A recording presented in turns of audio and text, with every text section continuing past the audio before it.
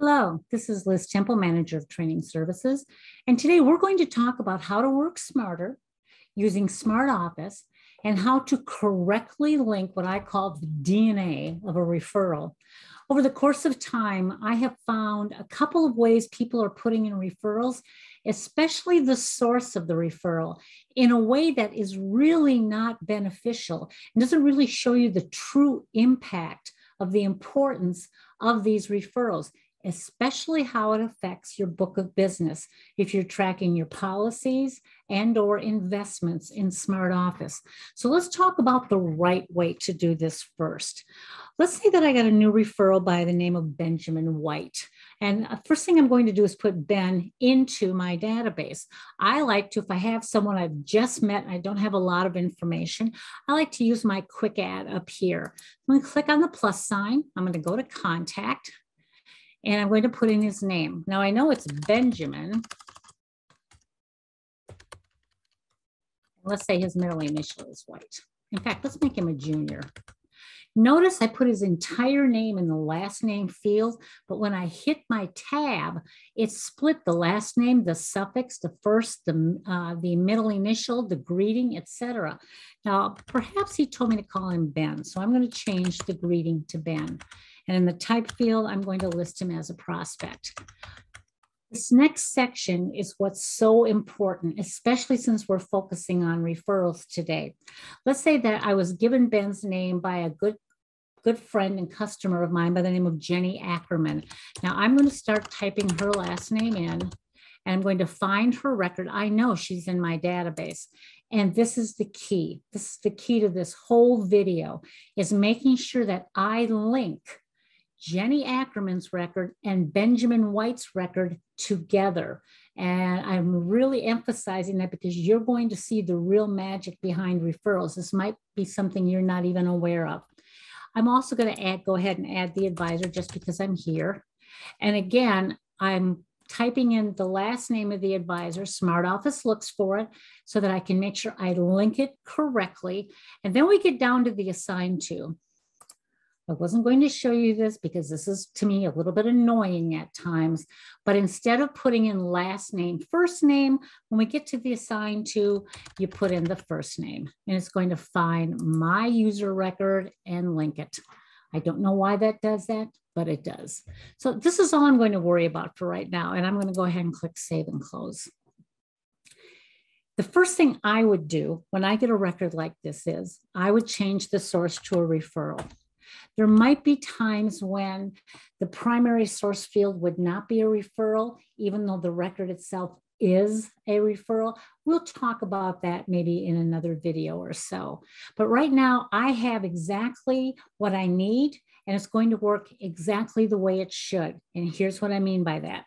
In Benjamin White's record, the fact that I have linked Jenny Ackerman's name to his record, right from this field, I can click on her name and it will then take me into her record.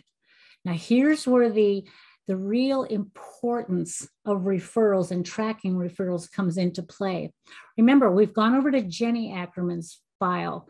And if I go to her key relation screen, down in the bottom right, you see a total of there's 5 individuals that Jenny Ackerman has directly referred to me. 5 individuals, direct referrals. She introduced me to these people. But here's what I'm looking for. This icon at the top, the major screen icons, in other words, the sort of controls, things you can do on this screen, I'm looking for the one that says customer referral value. If you don't see it here, go to your blue menu and look for it inside there. That contains all of the functionality for this screen. There it is. You can just drag it out so it's always available. If you don't see it here and you are on the key relation screen of the contact record, then go to your administrator. You might need to have this user right turned on with your user account. So I'm going to click on this icon. And this is what I call the magic about referrals. This takes a look at Jenny Lynn Ackerman. Here are the 5 people that she referred: Joseph, Tony, Jerry, Mary Lois, Victor, and now Benjamin. But if you notice, it breaks it down even further. It's saying that Joseph Ackerman, who was a direct referral from Jenny, gave me Charles, Jonathan, Samantha, and Clayton. Tony Morehouse, direct referral from Jenny, gave me Fernando Jimenez. If I come down, Victor Tarantino gave me Patricia Allison Sand. So it's not just looking at on this screen, the direct referrals, it's looking at the indirect referrals. And it will keep building this list with as many layers as it occurs. Because let's say that Fernando turns around and gives me Sam Smith. And then Sam Smith gives me Henry Jones. And Henry Jones gives me Tom Dickinson. All of those names would appear on everyone's screen, including Jenny, even if she doesn't know Fernando, even if she doesn't know any of those other names. It all started with her because she gave me Tony Morehouse. So in essence, we're giving Jenny credit for any policies and or investments that any of these people purchase. It's almost like a pyramid, but a very nice, really proactive and effective pyramid. So let's take a look at the numbers. You have several columns where it just says total premium, life benefit, net equity, investment costs, investment value. Those columns are looking at Jenny herself. So she has $5,000 in premium on the policy side. That could be one policy, that could be 10, I don't know. Her life benefit is $500,000. Again, I don't know how many policies, I don't have any specifics. This is just the total. On the net equity, the investment costs and the investment value, those are all Jenny's. Now, where it says roll up, there it looks at not only Jenny's, but it takes her amount and adds in the other amounts that the people in this list have produced or have purchased, I should say, from me. So even though Jenny has $5,000 in premium, everyone here who has purchased something is actually, to my book of business, been an increase of $111,000 plus change. She has a life benefit of $500,000, but all told, with everyone that has purchased some sort of policy, she's actually increased my book of business by $5.5 million. The net equity, investment cost, and value, you'll notice the roll-up is the same as the ones without roll-up in the column, and you can tell none of these have purchased any investments, just Jenny. So now I'm looking at Jenny and I'm thinking, wow, she's not been just a nice client. I mean, she has $500,000 in life and she's got some investments with me, but she has really had an impact on my book of business. Now, I have a little story for you. Many years ago, I was working with an agent and we were segmenting out his database, labeling everyone as an A, B, C, or D. And he had a client, we'll call the client Tim. And Tim only had one small policy, and based on Tim's story, which I don't know what it was, but I was told by the agent that that's all Tim would ever be able to do was this one small policy. So he was ranked as a C client for the advisor because he still takes care of those clients regardless of what they have or do not have with him. And yet, as we were going through and segmenting the rest of the people in his database, Tim's name kept coming up as the referred by.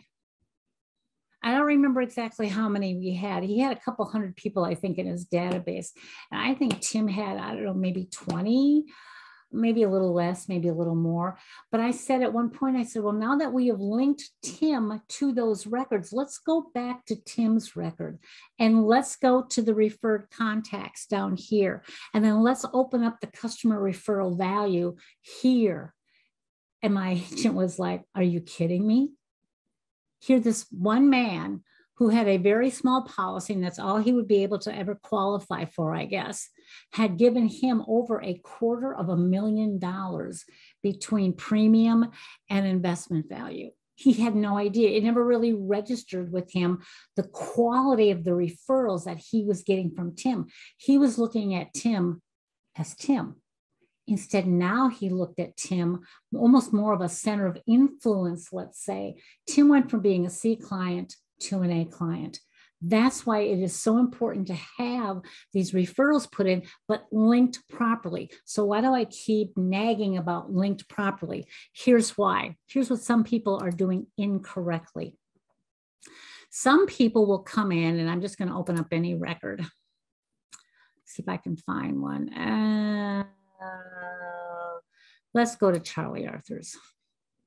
Charlie Arthur's doesn't have a referred by, but let's say that we know that he came from a gentleman we've had, we've run into occasionally by the name of Noah Simpson.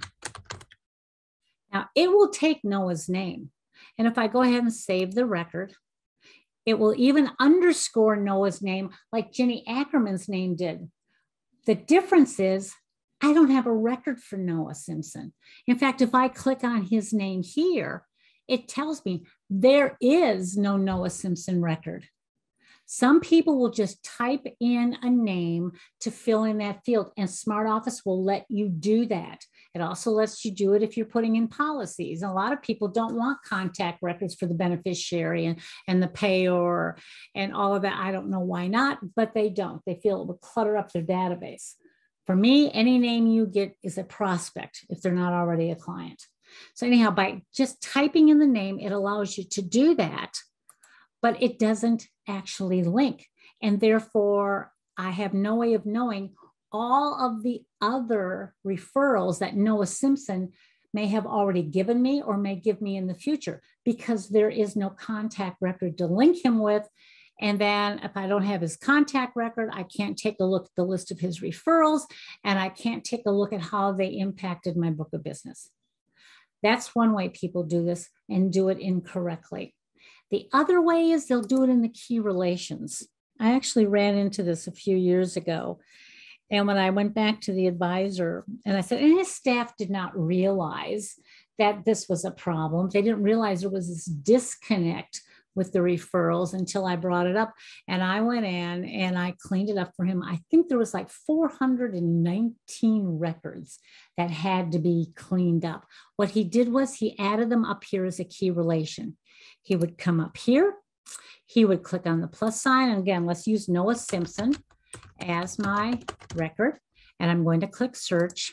We will be told there is a Noah Simpson. Oh, I put him in earlier. So we're going to go ahead and click on him. And we're going to say it's personal. And Noah Simpson is the referrer of Charlie Arthur's. And so Charlie's is the referee. And I'm going to click OK. I don't want him on the household. Now I have a record for Noah Simpson. I can go into Noah Simpson's record from here. You get these hyperlinks, they'll let you go elsewhere in SmartOffice. If I come over to his key relations, what happened to my Charlie Arthur's? They're up here in the key relation screen. I had put Sam Harrison in earlier. That's why he's there. But they're supposed to be down here, because down here, meaning the right bottom corner, is where it will allow me to go into the customer referral value and see what products, if any, Sam or Charlie have purchased, but they weren't linked properly. So this is the key element. When you're looking at the personal record, and I'll go back into Charlie Arthur's, what you want to do is you want to make sure on the referred by field, that is the field that will track the policies and or investments in your book of business to give you an idea of the value, in this case, of the referrals from Noah Simpson. Now I can change this. I'm just going to get rid of it. Go away. This sometimes can be a little tricky as well, and a little annoying as well as trying to get rid of some of these names. I'm just going to take out that, click on my hyperlink. There's, I want Noah Simpson. Now I'm going to click save. And if now I know I can get into Noah's record because I've linked it properly. I go to his key relation and Charlie Arthur's is down there. Sam's not. Why? Because Sam wasn't linked correctly. They put them here rather than on the referred by field in the contact record. So again, what I want to do is I want to come get rid of Noah. Now you could type it once you know it's in there. But if you're still not always sure, sometimes better to be safe than sorry, use the referred by link. Search for it, just as you get to know those real well. And then save it. And if I go into Noah Simpson's record, I go to key relations. Now they're both listed there. So that is the DNA of a referral. When putting in a referral, and you want to link it to the record of the person or maybe the business that gave you that name, make sure in the referred by field, you actually link it to the appropriate record of the person that or business that it came from.